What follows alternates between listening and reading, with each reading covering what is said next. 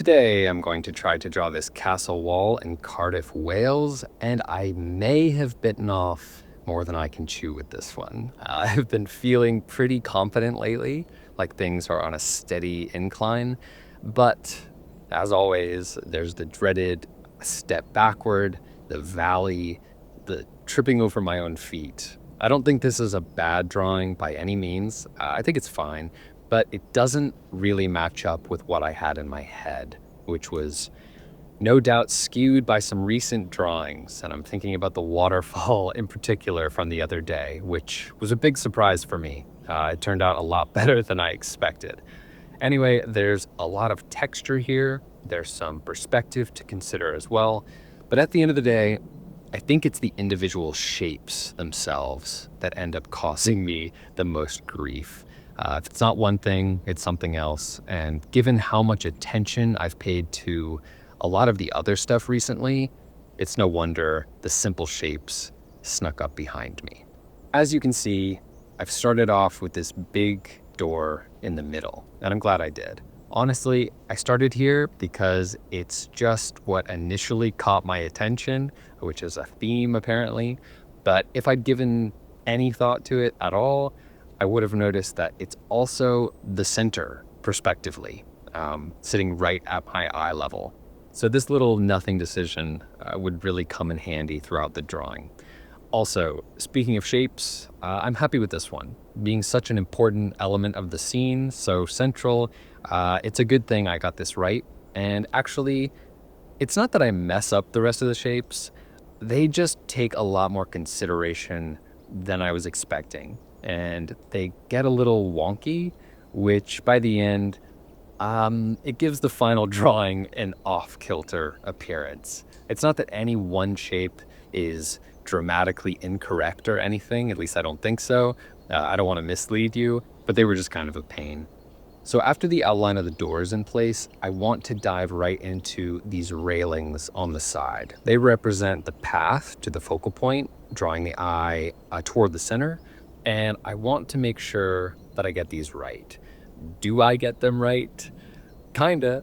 The perspective, as you can see, doesn't exactly match that of the reference video, but I knew ahead of time that I wanted to embellish this part of the drawing a little bit. I really wasn't interested in keeping the railings nearly level with my eye line. One, because that could have been more difficult for me to figure out, them being flat but not exactly flat. And two, because that would have been boring. As I've mentioned, this is my drawing and I can do with it what I want. The reference is not for me to copy, but to refer to. I have a difficult time accepting that sometimes, but it's the truth. At the end of the day, I would really love to imbue my drawings with increasing levels of my own imagination. I think in the long run, that will help me let go of some of the rigidity I hold on to, as well as maybe build upon my inherent understanding of a scene. If I can add my own elements with correct perspective and shading, that means on some level that I understand what I'm looking at. On that note, while we had family in town last week, we spent a weekend in Oxford. Like Bath, it's just a gorgeous city. And despite the hordes of tourists, we had a really nice time wandering around and appreciating the impressive architecture. And we were tourists too, I know that. Anyway, on our last afternoon, we were walking around near the covered market, and I noticed a woman sketching in the street, as in standing there, notebook in hand, quickly jotting down the view, not set up for caricatures or selling her work or anything. Just, it seemed like she was just on a walk and stopped for a quick sketch. I, with my newfound passion, felt an immediate kinship. I thought, hey, I do that, and it was really cool to see. So right before I walked past her, I figured why not stop and say hello, maybe learn a thing or two. So I stopped, said something along the lines of, hello, are you aware of my YouTube channel? No, can you imagine? No, I said, would you mind if I just watched you draw? I'm trying to learn, and it might be helpful for me if I could see someone else's process in real life. She reacted skeptically. That's probably the right word. So I said, You don't need to say anything or even acknowledge me. I just want to see your approach to capturing the scene. Thankfully, I think that convinced her that I wasn't some kind of unsavory character, and she actually had a lot to say.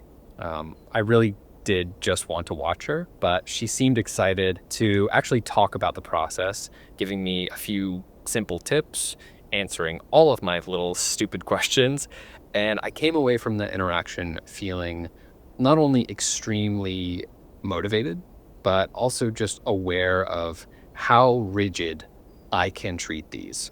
I'm sure it comes with time, like everything else, but she had such a casual confidence about her. She was unconcerned with incorrect marks or perfect shading or anything like that, and she said so herself.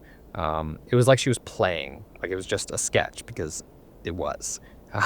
In about 5 minutes, she'd captured the essence of the alleyway we were standing in, most of it in tandem with imparting upon me some crucial bits of knowledge, or at least I think of them as crucial. One thing she said really stuck with me, and that was how once I get comfortable with understanding what I'm seeing, I need to remember that it's just a reference. And I said something about how, I know, like I was learning to not try and replicate every single detail, like I've said on here.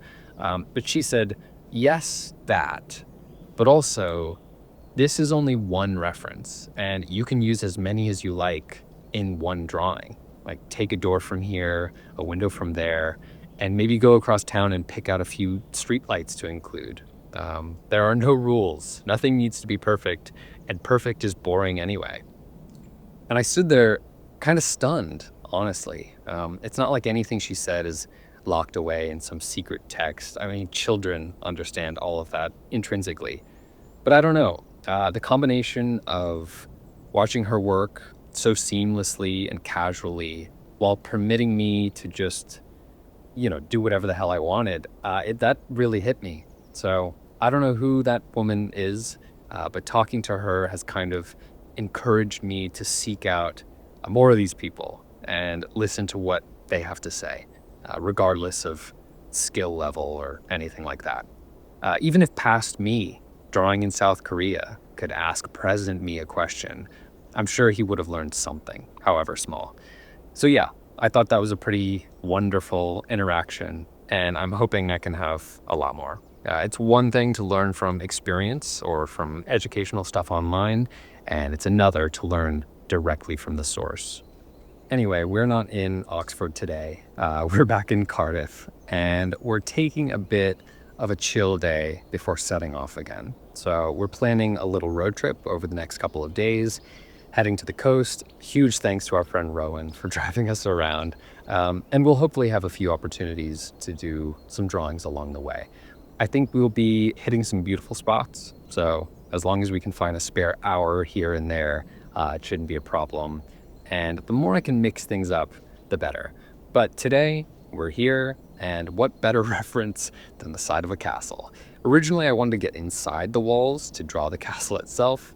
It's absolutely stunning, sat atop this small, strange little hill, very fantastical, but it was 16 pounds per person. No, thank you. You can actually see it for free anyway from the main entrance. It's kind of off in the distance though. But yeah, it's not really enough of my thing to justify paying for it. And I don't make any money from making these drawings. So here we are at a weird sort of side entrance that I'm pretty sure might open up to a car park. But let's go ahead and ignore that. Because regardless, I think it's still beautiful. And importantly, it's free to draw. Right now, I'm feeling okay about what I have so far. But there are some things here that aren't exactly going to plan. And that's what I meant about this not matching what was in my head. It's not living up to my expectations. For instance, the crenellations, I think that's the word for these. I remember learning it in Estonia anyway. The little gaps on top of the wall, they aren't as elegant as I wished they would be. The spacing is kind of all over the place, which I don't love. And I just think I could have made these look a lot more sleek and implied some more detail. Also, the texture of the wall is, for want of a better word, fuzzy. It's just not as uniform as I'd prefer, but instead it has this strange, rounded, yeah, like fuzziness about it. As for the pathway and the railings, I think that might be the best part so far. It's nice and clean, but not rigidly perfect. I didn't spend forever marking each and every line, but it still looks intentional and I think pretty interesting, and I like it a lot. Ironically, this is what worried me the most about this scene, so that's hilarious. There's actually quite a lot of texture on the path as well, especially as it gets closer to me, but I felt like it was unnecessary to include, and I worried about messing it up anyway, so I left it out. I do a little bit to imply the leaves along the edge, but even that I do sparingly. As for all of this foliage, which I'm sure was your next question, the final result is quite messy, but it gets the job done. I wanted to avoid doing too much here. There's a lot of texture in the walls, so I was cautious to avoid overdoing it and like crowding everything in from the sides. I think it would have taken away from the primary subject, so I employ quite a bit of negative space, which ideally will suggest these big, dense trees, especially on the right. At a certain point, I started to feel overwhelmed by this drawing. At first glance, it seemed simple enough, but the longer I sat here, the more I would notice, the more things I would pick up along the way, and I felt distracted by a lot of those details. So texture, like I've said, is obviously one that took up a lot of my time, even though it felt like I rushed through most of it. And like I said at the beginning, there are more than a few shapes here that gave me some trouble. I think I also lost track of what I wanted to include in this drawing. So the phone camera is obviously pretty wide, so it's capturing quite a bit. But my prime motive here was originally going to be the door and the gate with the path. And I thought about either entirely omitting the towers in the background or drawing just a small piece of them at the top of the frame. However, I drew the door a lot smaller than I anticipated, and that left me with a whole lot of space. And with all that space, the brain, or my brain, is just searching for information with which to fill it. So ultimately, this became more demanding than expected, but that said, I think I handled it okay.